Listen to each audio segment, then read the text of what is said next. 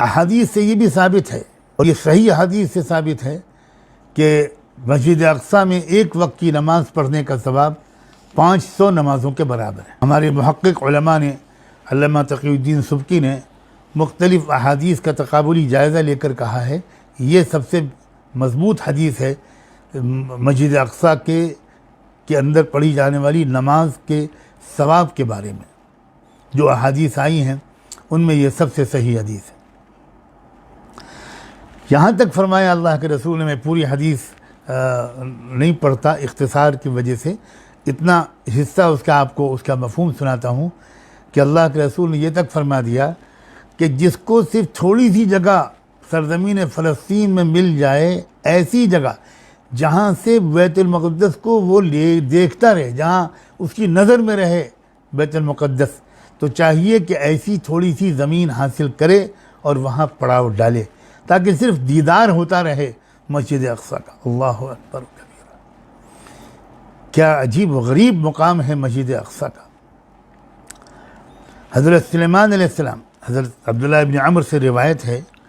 اور وہ یہ بیان کرتے ہیں کہ اللہ کے رسول سے انہوں نے خود سنا کہ جب حضرت سلیمان علیہ السلام بیت المقدس کی تعمیر سے فارغ ہوئے تو انہوں نے 3 دعائیں مانگی تھیں کہ اللہ مجھے ایسی حکومت دے دیجئے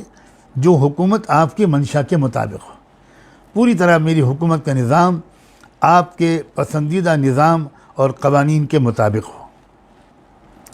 دوسری دعا مانگی تھی، اور اللہ مجھے ایسی سلطنت دے دیجئے جو میری بات کبھی کسی کو نہ ملے۔ اور تیسری دعا مانگی تھی کہ اللہ ایک ایسی قبولیت دے دیجئے اس مسجد اقصیٰ کو کہ جو شخص بھی اس میں نماز پڑھ لے اور وہ صرف نماز پڑھنے کے لیے سے یہاں آئے اور کوئی مقصد اس کے سفر کا نہ ہو، اور یہاں آ کر نماز پڑھ کے وہ چلا جائے،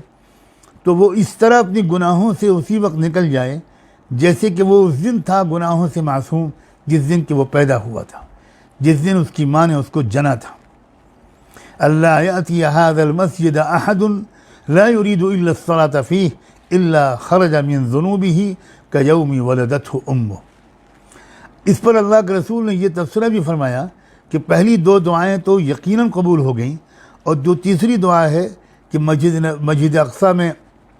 نماز پڑھنے کی نیت سے آنے والا نماز پڑھ کے نکلے تو اس کی ایسی مغفرت ہو جائے، امید ہے مجھے، حضور فرماتے ہیں امید ہے،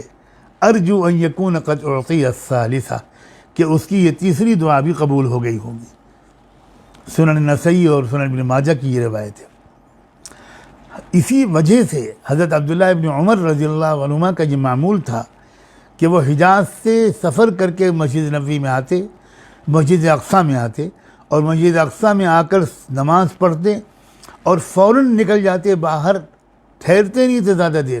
پانی تک نہیں پیتے تھے، صرف اس لیے کہ وہ اللہ سے کہہ سکیں کہ اللہ میرے اتنے لمبے سفر کر کے آنے کا مقصد صرف 2 رکعت یا چند رکعت نماز اس مسجد میں پڑھنا تھا اور میں فوراً واپس ہو گیا، اس کا مطلب ہے کہ میرے آنے کا مقصد اور کچھ نہیں تھا، اللہ اس کو قبول کر کے اللہ آپ میرے ساتھ وہ معاملہ کر دیجئے جس کی دعا حضرت سلیمان نے کی تھی۔ اور اس زمانے کے متعلق ایک حدیث بھی آپ حضرات کی خدمت میں پیش کرتا ہوں۔ امام احمد بن حنبل نے اپنی مسند میں ابو الدرداء رضی اللہ عنہ سے اس کو روایت کیا ہے، اور یہ آپ نے فرمایا اس حدیث میں حضور کا ارشاد ہے، الا وان الایمان حین تقع الفتن بالشام، کہ جب دنیا بھر میں فتنے برس رہے ہوں گے اور عجیب کیفیت ہوگی دلوں کی،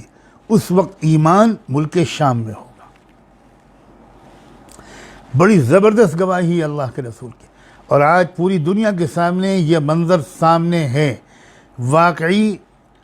جو کیفیت وہاں کے لوگوں کے دلوں میں ہے، جو جذبہ، جو غیرت، جو حمیت، جو شجاعت، جو قربانی کا جذبہ، جو شوق شہادت، جو آخرت پر یقین، اس کا عشر عشیر بھی میں تو کم سے کم اپنے اندر بالکل نہیں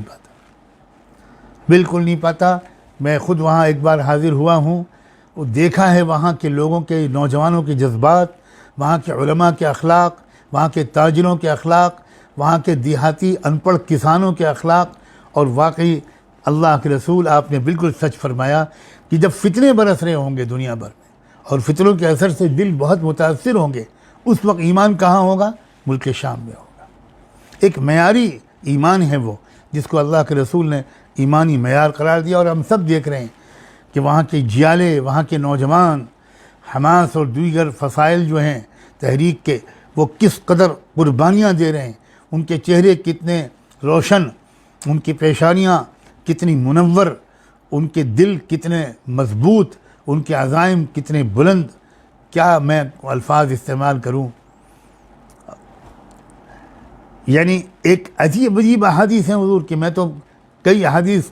پیش کرنا چاہتا تھا لیکن میں گھڑی دیکھ رہا ہوں، اس لیے میں ایک دو حدیثوں پر اکتفا کر کے آپ سب کے شکریہ ادا کی اجازت لوں گا۔ یہاں تک حضور نے فرمایا ہے اپنے ایک صحابی حضرت ابو حوالہ ازدی سے، آپ کی ایک طویل گفتگو ہوئی ہے مسجد اقصیٰ کے بارے میں، اور عجیب انداز سے ہوئی ہے۔ حضور صلی اللہ علیہ وسلم نے اپنا ہاتھ ابو حوالہ ازدی کے سر پر رکھا اور ہاتھ سر پر رکھ کر کے جملہ ارشاد فرمایا، اس کا ایک آخری حصہ بیان کر رہا ہوں آپ کی اس حدیث کا، کہ جب تم دیکھنا کہ اسلامی خلافت